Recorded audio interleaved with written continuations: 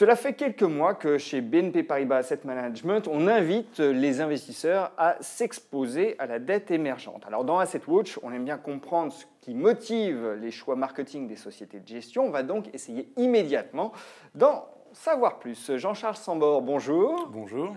Alors vous êtes responsable adjoint obligations émergentes chez BNP Paribas Asset Management. Jean-Charles, pourquoi cette insistance à mettre en avant les obligations émergentes? Est-ce que c'est une commodité? J'entends par là que comme le rendement se raréfie sur les marchés financiers, on se rabat sur des zones et des actifs qui offrent encore des rendements un peu plus élevés, nonobstant les risques. Oui, je pense qu'il faut mentionner deux choses. C'est que premièrement, ce n'est pas du tout un choix par défaut. Nous avons une grande conviction chez BNP Paribas Asset Management que la dette émergente est une classe d'actifs qui est encore mal comprise. On pense que c'est une classe d'actifs qui est une classe d'actifs de niche. On pense que c'est une classe d'actifs qui est relativement avec des contraintes de capacité, alors que c'est une classe d'actifs qui est assez large, voire très large, qui maintenant, lorsqu'on regarde l'univers, représente à peu près 16 000 milliards de dollars. Donc on pense que c'est une classe d'actifs qui n'est plus grande, et on pense que les risques sont mal compris. Alors on ne dit pas qu'il n'y a pas de risques, mais on pense que les risques sont maintenant pleinement intégrés et qu'on est vraiment récompensé pour les risques qu'on prend, à la fois pour les risques politiques ou les risques macroéconomiques. Alors que dans les autres classes d'actifs de fixed income, on pense qu'il y a aussi du risque, mais qu'on n'est pas récompensé pour ce risque. Donc on a encore énormément de rendement. Donc pour répondre à votre question, non, ce n'est pas un choix par défaut, c'est un choix vraiment de grande conviction. On pense que les pays émergents vont nettement mieux, que ce n'est pas encore très bien compris par les investisseurs et que c'est une classe d'actifs qui doit devenir maintenant dans une composante essentielle dans un portefeuille d'investissement. Alors vous dites que les risques sont bien intégrés, mais pour vous, quels sont les principaux risques alors? Alors, bien sûr, il y a plusieurs risques lorsqu'on regarde une classe de fixed income. Il y a le premier, c'est le risque de crédit. C'est de la dette. C'est de la dette.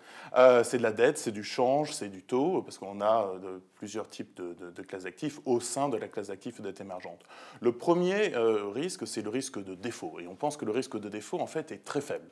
Lorsqu'on prend le risque de défaut souverain, il est en moyenne de 2,1%. C'est-à-dire un taux de défaut qui est beaucoup plus faible que le défaut sur le high yield américain.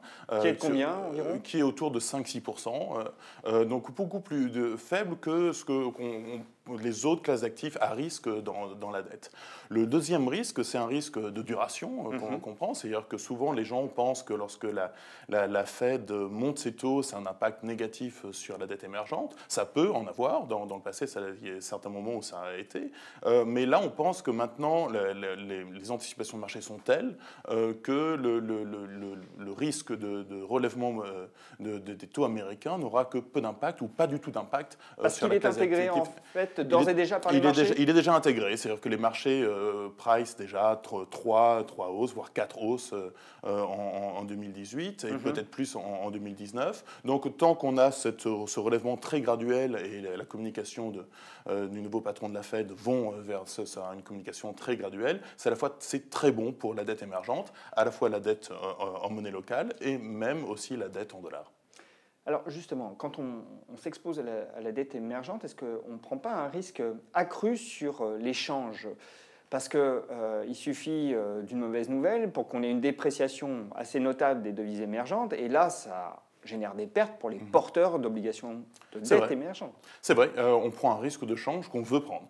Donc nous sommes, une plus grande conviction sur la dette émergente, c'est que le change émergent est vraiment peu cher. Alors je ne dis pas que ça va être un voyage qui va être non volatile, il va bien sûr avoir de la volatilité, mais si vous me demandez de fermer mes yeux et de penser où sera le change émergent dans 2 ou 3 ans, je pense que vraiment il sera beaucoup plus fort contre le dollar et aussi beaucoup plus fort contre l'euro. Donc vous imaginez donc les monnaies émergentes s'apprécier à horizon de 2-3 ans? Les monnaies émergentes sont vraiment peu chères, pas toutes, mais la plupart des monnaies émergentes, asiatiques, d'Amérique latine, dans une moindre mesure certaines monnaies émergentes africaines, nous semblent être massivement sous-évaluées. Donc on pense qu'il y a un potentiel de gain de 15 à 20% sur les 2 prochaines années. Donc c'est une des plus grandes convictions, non seulement que la dette émergente est peu chère, mais le change émergent au sein de la dette émergente est vraiment peu cher. La notation de la dette émergente, est-ce qu'elle s'est améliorée ces dernières années?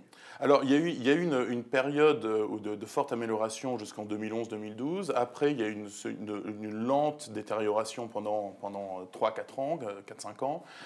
Et maintenant, on est de nouveau avec une amélioration qui sera lente. Où on est juste en dessous du niveau investment grade.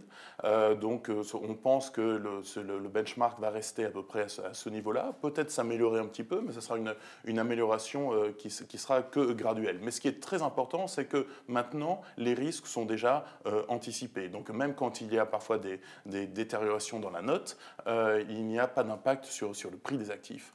Et comme maintenant nous espérons qu'il va y avoir plus d'amélioration, on voit qu'il y a une amélioration macro qui est assez marquée, à la fois sur la partie croissance, sur la partie balance des paiements, sur la partie fiscale.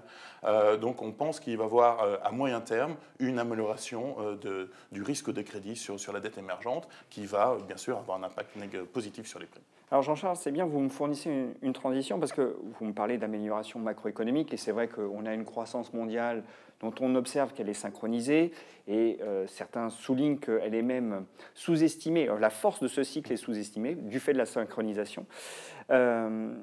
Néanmoins, on a aussi dans l'actualité très récente eu l'occasion de constater des réactions de marché un peu vives sur les marchés d'actions, mais également sur les marchés de dette. Alors, on sait ce qui a provoqué tout ça. Ce sont des tweets ou des annonces faites par l'administration Trump.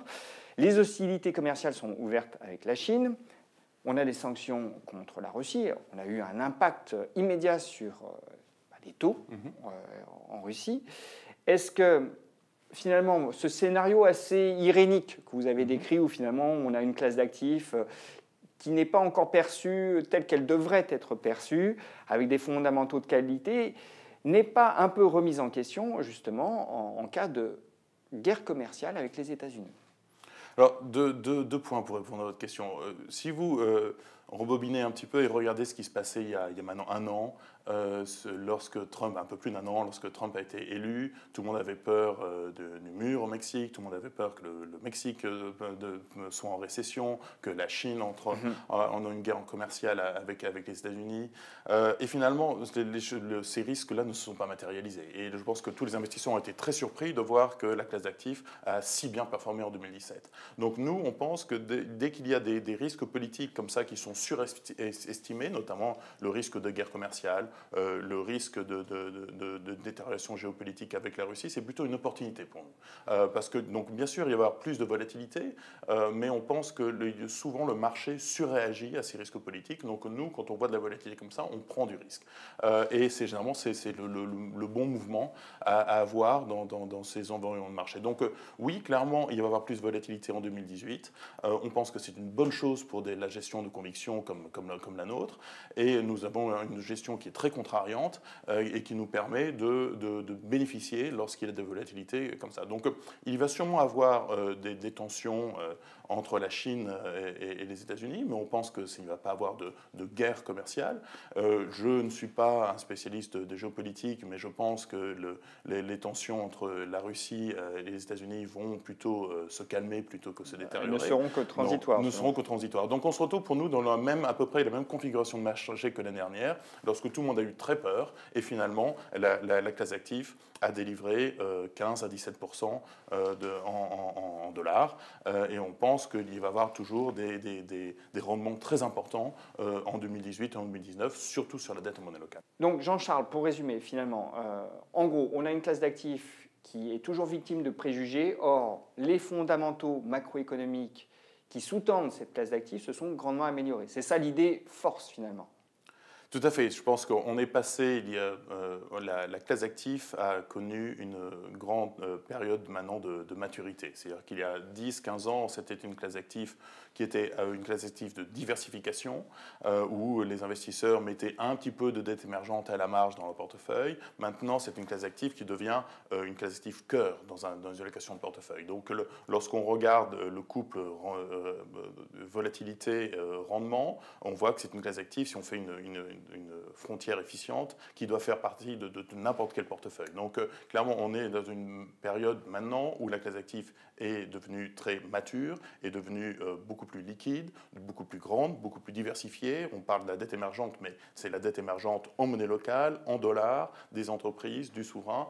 Donc on pense vraiment que nous sommes dans un changement structurel où la dette émergente doit faire partie de n'importe quel portefeuille de dette, mais aussi un portefeuille global, à la fois dette et action. Alors sur le marché français, puisque vous avez une gamme assez large, mais sur le marché français, vous mettez en avant deux fonds, Parvest Bond World Emerging Local et Parvest Bond Best Selection World Emerging.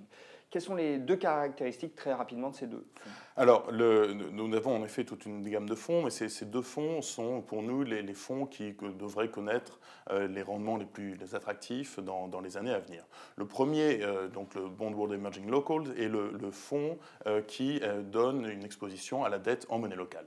Et lorsque je vous disais tout à l'heure que pour nous, non seulement nous sommes très positifs sur le change émergent, on pense qu'il est massivement sous-évalué, mais nous sommes aussi relativement positifs sur les taux locaux. Donc on pense que beaucoup de pays émergents ont encore des rendements nominaux réels qui sont très élevés. Pensez à l'Inde, pensez à l'Indonésie autour de 8%, au Brésil aussi très très élevé.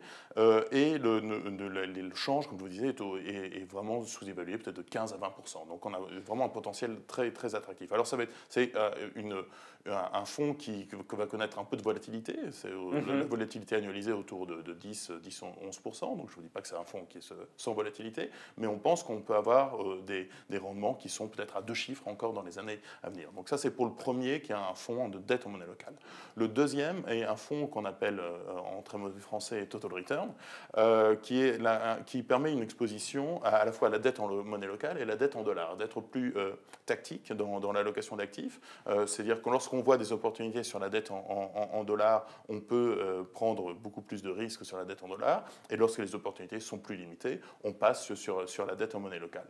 Donc c'est un fonds qui est pour éviter aux investisseurs de se creuser la tête en disant est-ce que je dois être sur la dette en dollars, sur la dette en monnaie locale. C'est les investisseurs comme nous qui prenons le risque de l'allocation d'actifs. Donc c'est pas un fonds passif de 50% en dollars, 50% en monnaie locale, c'est un fonds vraiment très actif où on gère à la fois le risque de change, le risque de taux, le risque de dette en dollars à la fois pour les entreprises et pour les souverains. Quand on a un portefeuille d'actifs financiers, aujourd'hui, on ne peut plus ignorer donc la dette émergente, qu'on soit particulier ou institutionnel. C'est ça le message? C'est ça le message. On voit qu'il y a eu un pic d'allocation en 2011-2012 où à peu près les émergents représentaient de 17 à 18% d'un portefeuille global. Et après, on est tombé autour de 11%. Maintenant, je crois que les derniers chiffres sont autour de 14% et on pense que ça va remonter au moins à 16 ou 17%. Donc clairement, on est dans une tendance où les gens ont eu un petit peu peur après l'élection de Trump, donc c'est un petit peu chuté, c'est en train de remonter progressivement, donc on pense que dans les 3 à 5 ans, on va revenir sur des niveaux d'allocation qui sont pour nous des niveaux d'allocation raisonnables, c'est-à-dire autour de 16-17% au sein d'un portefeuille global. Jean-Charles, merci. Merci beaucoup.